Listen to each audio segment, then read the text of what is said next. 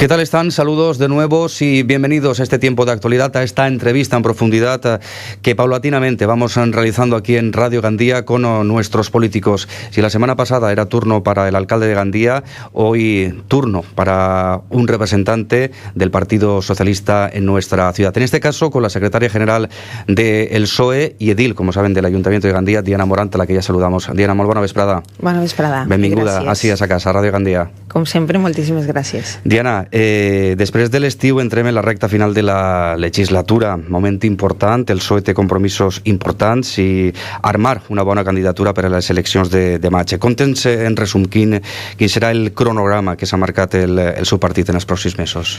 Sí, com bé dius tu, entrem ja en els 7 últims mesos de descompte d'aquest govern del Partit Popular i diguem això, i a més ho afirmé amb molta rotunditat, perquè pense que Torró serà l'alcalde més efímer d'esta ciutat i esta legislatura és la legislatura que més llarga se li han fet als ciutadans que han tingut que patir-la.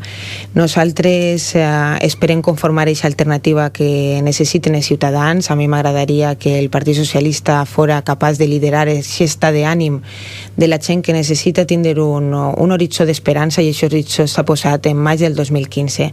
Comencem amb molta feina, sabeu que encetem una direcció nova que encapçale jo i que intentarà recuperar aquest orgull de ciutat que sembla que hem tingut fins i tot que renunciar.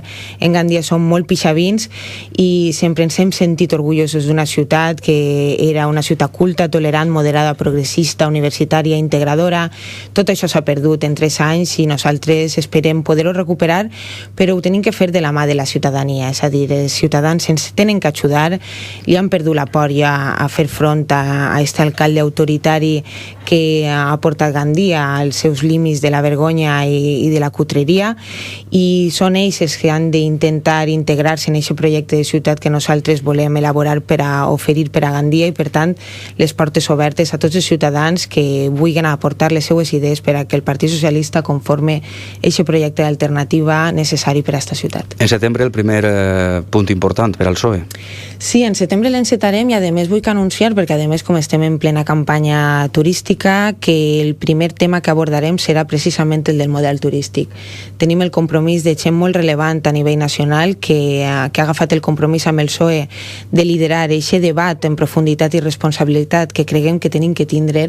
Ja ho hem parlat també amb l'Associació d'Empresaris, amb FAES, i els hem dit, els hem convidat a que vinguen també a participar, perquè és una qüestió de tots, conformar un model turístic que aporti riquesa novament a la nostra ciutat, perquè ens està anant el model de ciutat i la imatge de la nostra ciutat darrere d'aquest model turístic equivocat, i començarem per la cita amb el turisme i continuarem amb totes les cites sectorials per a conformar aquest projecte que té que estar alimentat per les persones que tenen algo que dir per a aquesta ciutat i que volen que millore la situació i construir de nou una Gandia de la que ens sentim orgullosos. Ara parlarem de turisme, Diana. Ens agradaria també conèixer un poc com assumeix vostè, en particular, la responsabilitat de comandar este PSOE de Gandia.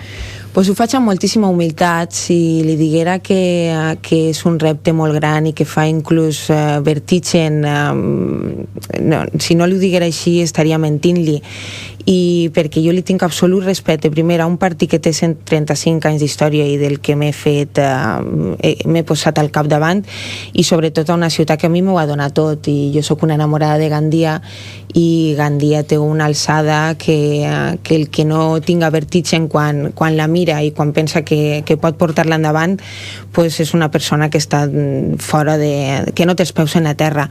Soc una persona treballadora, que vinc del món de l'empresa, que he entrat en política perquè pense que és la millor manera i és l'únic instrument de canviar les coses.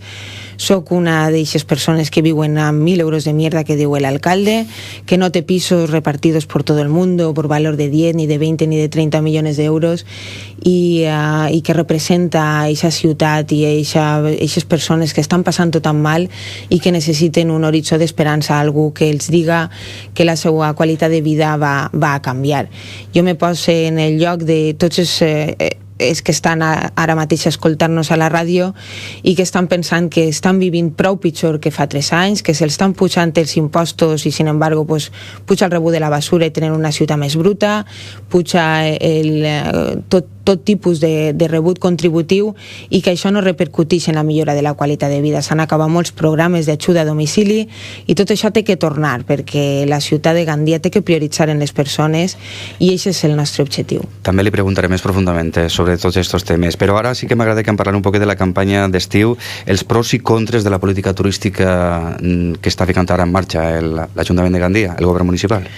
Sí, nosaltres en les últimes setmanes utilitzem una frase que diu que quien siembra a Gandia això recoge cristales rotos i aquests cristalls trencats són totes les víctimes que ha causat este model turístic que no és casual, que és un model turístic implantat i impulsat per el Partit Popular i per el seu govern, perquè jo vull recordar la lluita que jo mateixa vaig tindre fa sols 2 anys contra el Gandia Shore i, bueno, allí a banda de patir la burla del govern del Partit Popular van veure com es tiraven endavant perquè és un model interessat. Ells venen del món de la nit, tenen interessos i negocis en el món de l'oci i han utilitzat l'instrument de l'Ajuntament de Gandia per a impulsar un model turístic que és totalment equivocat.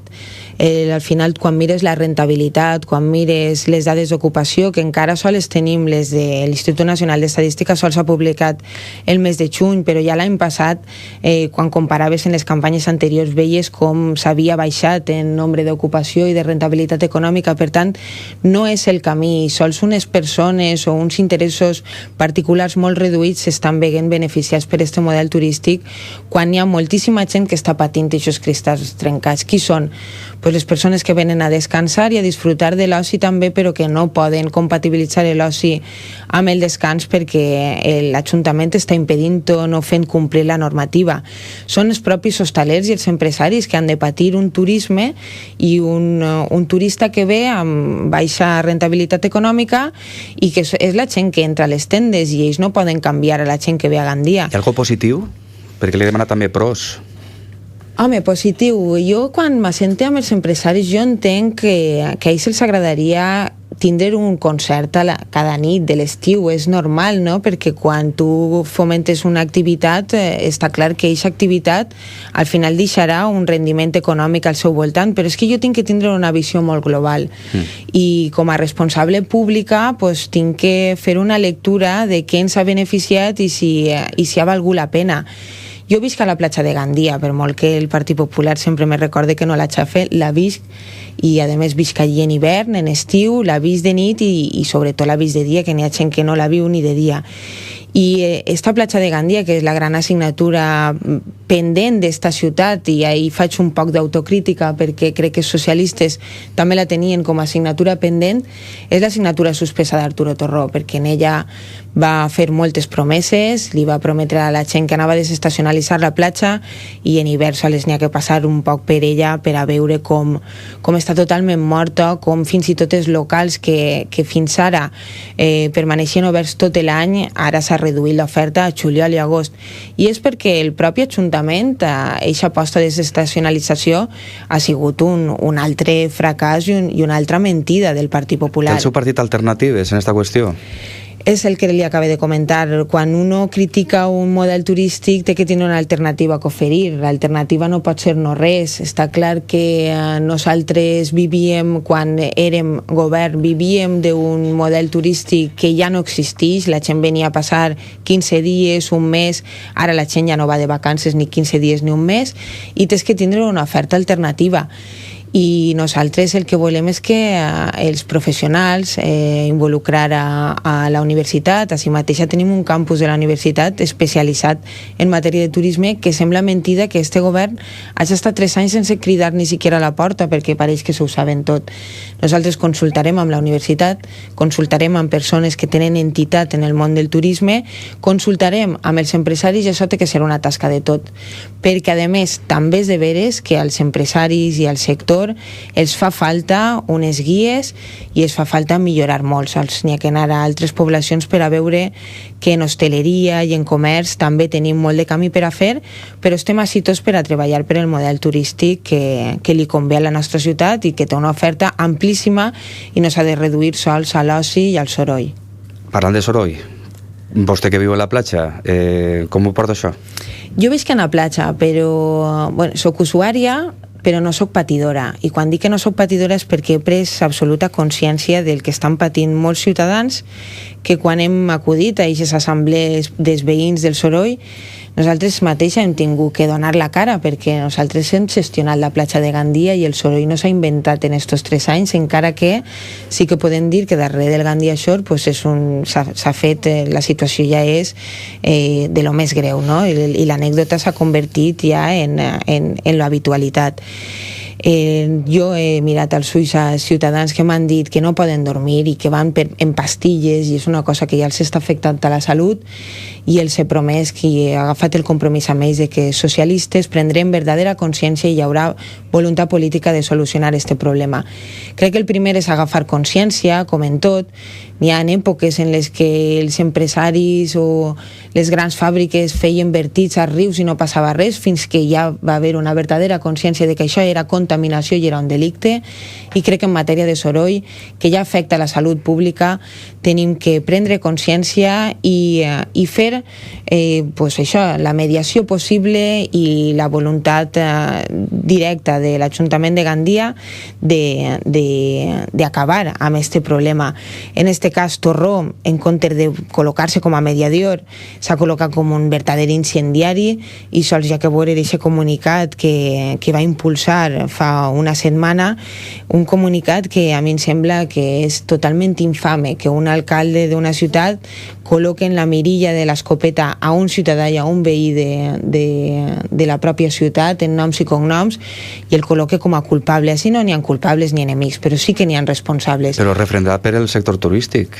Sí, que també és infame i em sembla totalment intolerable, perquè que se posen al final les associacions de veïns en contra d'un esperit general dels veïns, em sembla inaudit, tan inaudit que tinc eixe comunicat damunt de la taula per a saber què coses no n'hi ha que fer quan un governa esta ciutat, i és fer que tot un sector se posicione en contra d'uns veïns i d'un ciutadà en concret. Què li ha semblat el projecte del Parc Aquàtic que ha presentat Arturo Torró?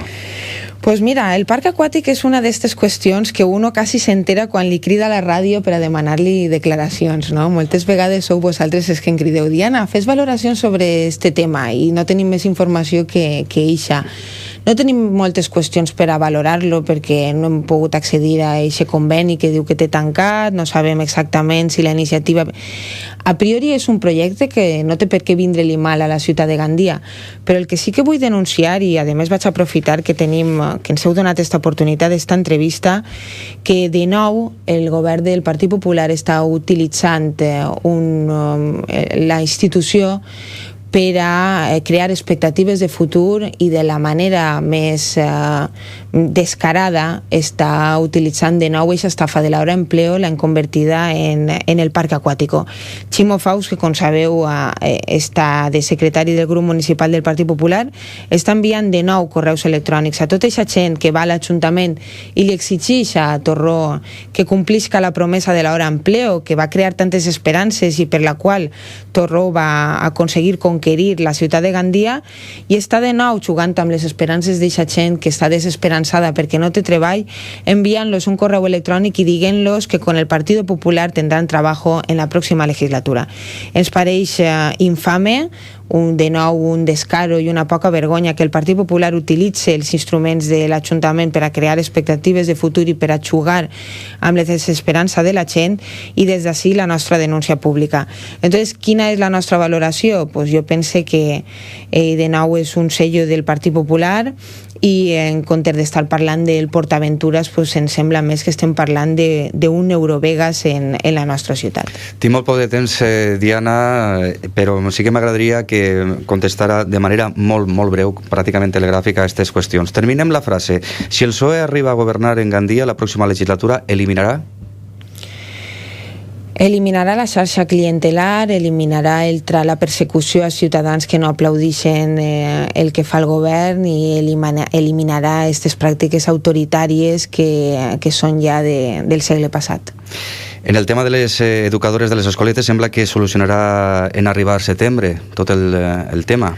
Espere, és indecent el que ha passat amb les educadores. Nosaltres hem interposat querella criminal perquè és un cas de justícia, de persecució també a unes treballadores excel·lents, i espere que el govern es posi en el lloc que toca i complisca les sentències en contra.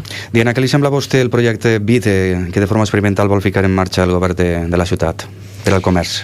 Pues és un projecte com el que teníem nosaltres quan Gandia va començar a ser capital de comerç, que teníem un centre comercial obert. Té moltes similituds i pot funcionar, i a mi m'agradaria que funcionara, però després tenim que veure-ho a la pràctica. Ara, de moment, l'únic que coneguem són aquests paraigües, que fins i tot va sorprendre als propis comerciants que no s'havien enterat de res.